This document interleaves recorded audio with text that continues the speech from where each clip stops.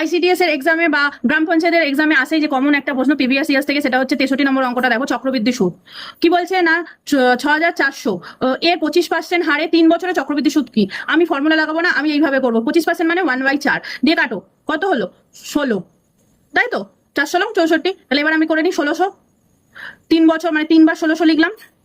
এবার দেখো এবার কি আবার বল, এবার এই 1600 টাকার 25%, 1600 25% করো, 1/4 মানে হচ্ছে 400। তাহলে এই 1600 জন্য 400 এখানে, এই 1600 জন্য 400 এখানে, এই 1600 জন্য 400 এখানে, আর 400 1/4%, 400 1/4 কত হয় 100। তাহলে এই যে এই 400 জন্য এখানে 100। তাহলে কত হলো দেখো তো, এই তিনটাকে যোগ করলে কত হবে? 3 × 48, তার সাথে কত 3 × 4 = 12 হলো, তার সাথে কত 100। তাহলে কত হলো 5000 6000 6100।